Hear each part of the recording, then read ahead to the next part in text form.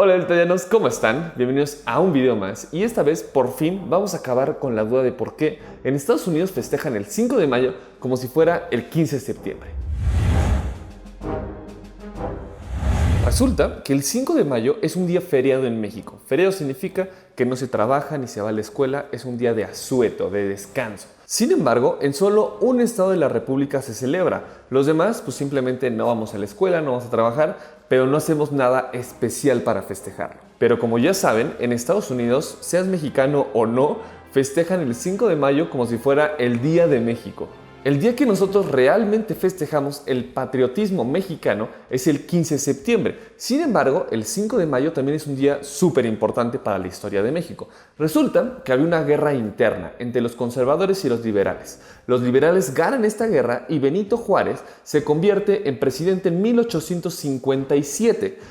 El país se encontraba prácticamente en bancarrota. México solamente tenía dos grandes ingresos respecto al gobierno: el impuesto a las aduanas y el impuesto a la producción en plata.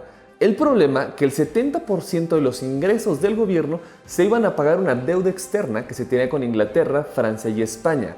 Benito Juárez, cuando se da cuenta y entra al poder, dice: ¿saben qué? No les vamos a pagar absolutamente nada. Obviamente estos tres países se molestan y envían barcos con ejército a México para empezar a presionar y que termináramos pagando esa deuda.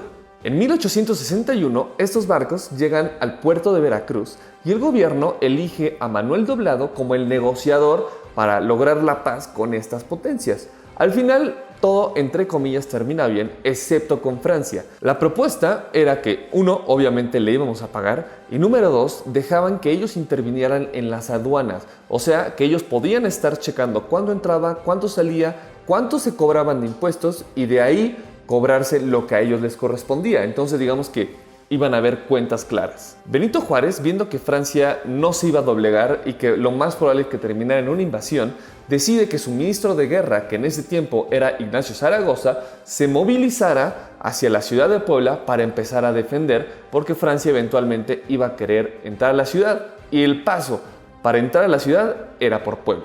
Y para no hacer el cuento más largo, el ejército francés iba ganando batallas poco a poco, se sentía ya muy seguro de que iba a lograr entrar porque México venía de una guerra en la cual todavía el país se encontraba dividido entre liberales y entre los conservadores. Entonces no había como un ejército de todos los mexicanos que pudiera combatir. Entonces, el 5 de mayo de 1862, el ejército francés, muy seguro de sí mismo, decide que va a cortar paso, en lugar de hacer un camino más largo y llegar a la ciudad de Puebla, puede cortar el paso. Pero para cortar el camino, a fuerza tenía que pasar por el fuerte de Loreto y Guadalupe.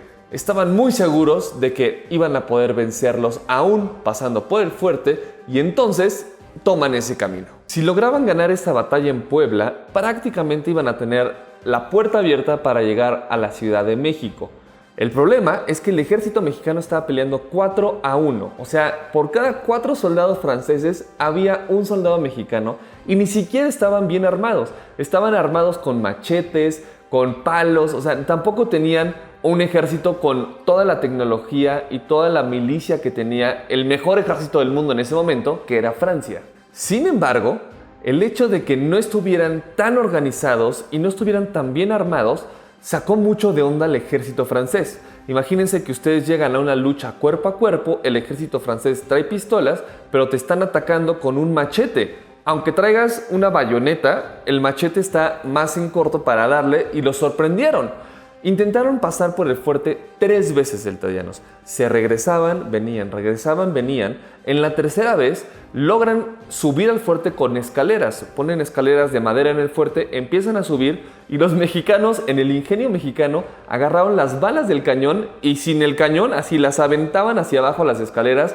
Obviamente el que venía arriba le rompía toda la cabeza y se rompían también las escaleras. Entonces jamás lograron subir el fuerte de Loreto y Guadalupe. Una vez que emprenden la tercera retirada, el general Porfirio Díaz decide emprender una persecución hacia los franceses y esto era lo más común. O sea, cada vez que se retiraba alguien, los perseguías para alejarlos lo más posible.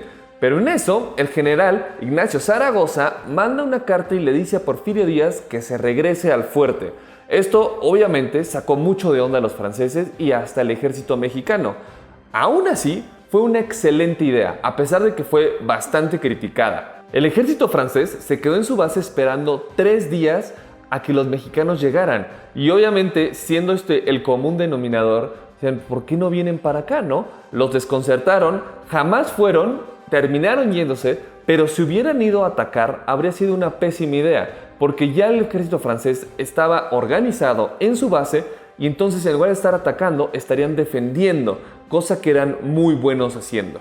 Al final, los franceses perdieron 800 soldados y aunque los mexicanos perdieron 2.500 soldados, ganaron la batalla y por eso los poblanos son muy orgullosos de esta festividad. Inclusive, todos los años en Puebla se hace una recreación a la cual van los militares, el presidente y se recrea la batalla de Puebla y cómo la ganaron. Esta festividad llega a Estados Unidos ya que en el siglo XIX una gran cantidad de poblanos migran a este país. Tan solo en Nueva York hay 4 millones y en todo Estados Unidos se estima que más o menos hay 8 millones de poblanos. Y pues estos 8 millones de personas empezaron a festejar el 5 de mayo hasta que todo Estados Unidos terminó celebrándolo como el Día de México en este país. Y pues ahora ya conocen la historia del 5 de mayo, deberíamos estar más orgullosos de esta historia porque al final el país que prácticamente no había conocido la paz durante todo un siglo le ganó a la mayor potencia del mundo, o sea, Francia.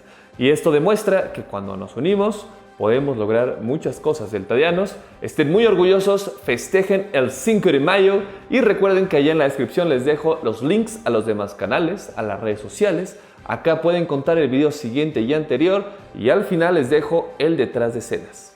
Soy Delta. Bye.